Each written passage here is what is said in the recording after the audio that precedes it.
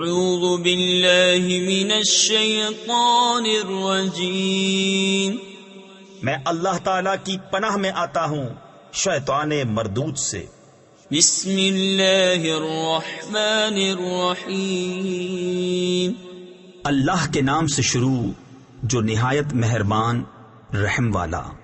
هل اتاک حدیث الغاشیہ، وجوہ یومئذ خاشعہ، عاملۃ ناصبہ، تصلی نارا حامیہ۔ بے شک تمہارے پاس اس مصیبت کی خبر آئی جو چھا جائے گی، کتنے ہی منہ اس دن ذلیل ہوں گے، کام کریں مشقت جھیلیں، جائیں بھڑکتی آگ میں۔ تسقى من عين آنية، ليس لهم طعام إلا من ضريع، لا يسمن ولا يغني من جوع۔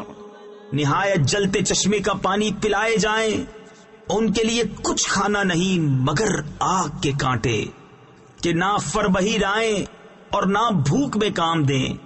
وجوہ یومئذ ناعمہ، لسعیہا راضیہ، فی جنت عالیہ، لا تسمع فیہا لاغیہ، فیہا عین جاریہ۔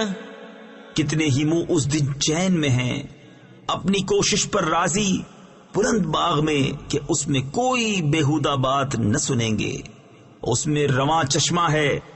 فیہا سرر مرفوعہ، وأکواب موضوعہ، ونمارق مصفوفہ، وزرابی مبثوثہ۔ اس میں بلند تخت ہیں اور چنے ہوئے کوزے، اور برابر برابر بچھے ہوئے قالین، اور پھیلی ہوئی چاندنیاں۔ افلا ينظرون الى الابل كيف خلقت، والى السماء كيف رفعت، والى الجبال كيف نصبت، والى الارض كيف سطحت، فذكر انما انت مذكر، لست علیہم بمسیطر۔ تو کیا اونٹ کو نہیں دیکھتے کیسا بنایا گیا، اور آسمان کو کیسا اونچا کیا گیا، اور پہاڑوں کو کیسے قائم کیے گئے، اور زمین کو کیسے بچھائی گئی؟ تو تم نصیحت سناؤ، تم تو یہی نصیحت سنانے والے ہو، تم کچھ ان پر کروڑا یعنی نگہبان نہیں۔ تفسیر خزائن العرفان میں ہے یہ آیت قتال کی آیت سے منسوخ ہے۔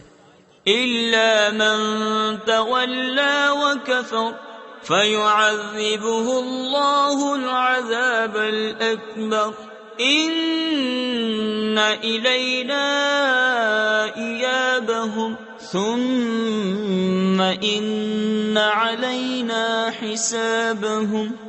ہاں جو منہ پھیرے اور کفر کرے تو اسے اللہ بڑا عذاب دے گا، بے شک ہماری ہی طرف ان کا پھرنا ہے، پھر بے شک ہماری ہی طرف ان کا حساب ہے۔